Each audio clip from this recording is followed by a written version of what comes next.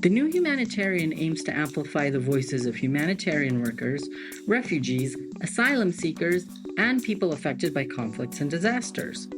Today, I'm going to tell my story, part of a series of first-person narratives that dig into the humanity of humanitarian challenges. My name is Ali Latifi. I'm the new Humanitarian's Asia editor and co-host of the What's Unsaid podcast.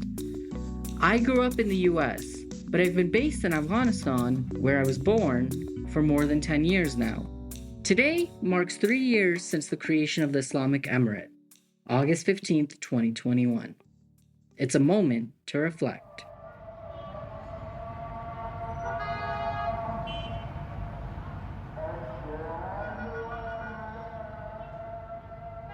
I've lived in the same building in Kabul since 2017. Over the years, I've often found myself staring out at the large, wide windows that look directly out onto the edifices of the new high-rises that were just starting to pop up in the city skyline. And I think about the state of my country. I was gazing out of these windows when my cousin and I were deciding whether I should risk getting caught in the crossfire of an hours-long fight between the police and the son of a former defense minister. I really think it's dangerous, Ali. My goal was to meet my friends at a birthday party they had planned for me at a Lebanese restaurant. Okay, what is going to say on our tombstone? Death by going to birthday party? After a series of high-magnitude earthquakes struck the city in a single 24-hour period in 2018, I would stare out these same windows for several nights after being awakened by the sensation of phantom tremors. On August 13th, 2021, when the Taliban had taken over the provinces of Herat and Kandahar, I stared out those same windows, fearing what was to come, but vowing to try and stand by my people. A lot of people keep asking what's going to happen, and the truth is, nobody knows. 2 days later, when the Taliban finally did arrive in Kabul, I was too scared to look out those windows. That we still, as the Afghan people, have to fear the Taliban. I was driven by some lingering, irrational fear that even high above the ground, I would somehow be recognized as the journalist who had spent the prior weeks speaking to what seemed like every TV station on earth in a dumb California boy accent. The enemy, tried to light the videos. They've been so up and down. But this was something that people... At the time, I couldn't imagine what life under an Islamic Emirate would be like. Not only because I'd never experienced it before, but also because in those moments on August 15th, I couldn't think of anything other than what each succeeding minute would bring. That's the legacy of this war. I'm Ali Latifi, the online correspondent in Kabul for Al Jazeera. Now, 3 years later, I've seen something strange. Something not even I could imagine possible. Tens of millions of Afghans who have lived through so many cultural and political upheavals since an absolute monarchy turned into a constitutional one in 1966 have somehow found ways to adjust to life under Taliban rule. Salam, I am your host Noid Jahed, and welcome to our very first episode. By many accounts, today's Islamic Emirate is not the same as the one in the 1990s. Televisions remain on. The cities are full of amateur YouTubers, aspiring Instagram influencers, and TikTokers, including a little boy whose father swears is a genius, and a Taliban-allied general who famously made a video offering Iran a pitcher of water from his native Logar province. But some things still remain very much the same. Girls are still not allowed to study beyond the 6th grade. Women are still barred from most employment opportunities. Afghanistan is still considered to be in the throes of a humanitarian crisis, with 23.7 million people in need of assistance. At least 700,000 people have been rendered jobless since 2021. While some Taliban officials may insist these are minor domestic issues, the truth is that to many Afghans, inside and outside the country, these are the issues that stand between them and a more wholehearted embrace of the Islamic Emirate. We've now found ourselves in a strange place, where, like George Bush after 9/11, the Taliban insists the Islamic Emirate is open for business.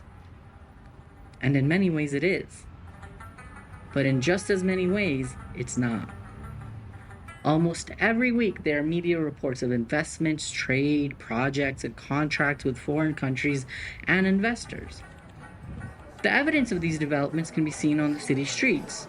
Foreigners sit with Afghans at higher-end eateries to discuss potential business ventures in English, German, Russian, and mostly Mandarin.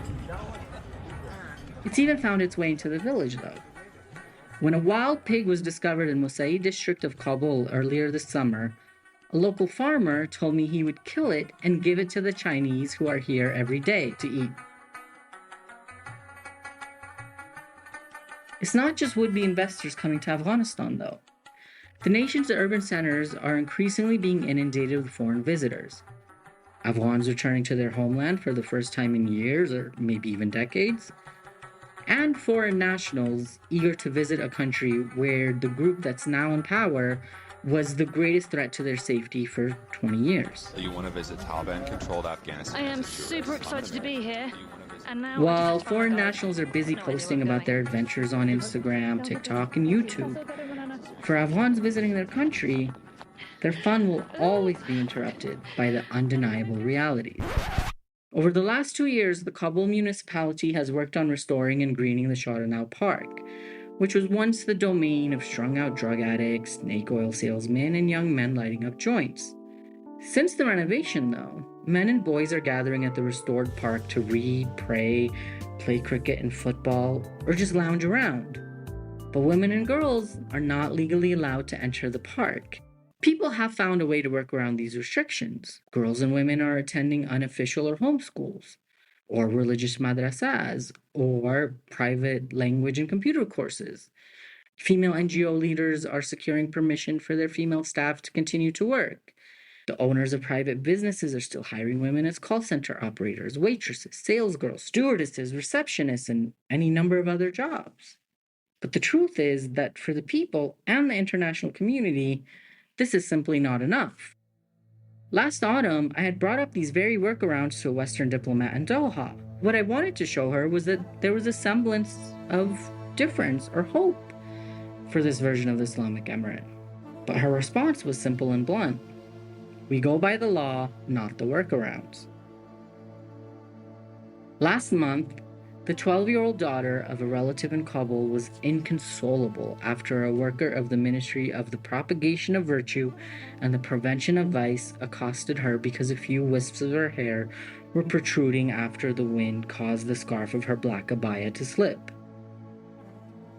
Though that marked the first run-in any female member of her family had with the vice and virtue, it did a lot to shatter their illusion of normalcy. And that's just it. In the Islamic Emirate, everything seems fine until it's not. A relative of ours put it all pretty simply. There is safety, there is security. You can go anywhere you want, but there's still a tension in the air. Deep down, people are still afraid of that one time when they cross the wrong one. Even with this underlying tension, though, people, men and women, are still trying to live their lives. But as in the past, those on the margins of the map remain poor and underserved. Many of their fears may have dissipated with the end of the occupation, but the hunger and lack of services has not abated, especially as NGOs have had to cut their global budgets over the last 2 years. So now we're in a situation full of paradoxes. Much has changed, but much has also stayed the same. Many fears have been allayed, but other new ones have taken their places. The roads have opened, but the doors of many institutions have been shut. There is an acknowledgement that many issues must be resolved domestically by Afghans themselves. But from way up here, staring out of these big windows again, there's also little proof that people's cries are being heard.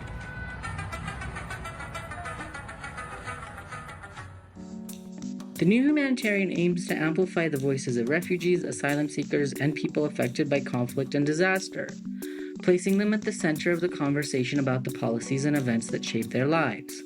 Subscribe to our podcast feed to hear more stories from people affected by humanitarian issues. This episode was produced and edited by Freddie Boswell, sound engineering by Alex Higgins, and original music by Whitney Patterson. I'm Ali Latifi. Thanks for listening.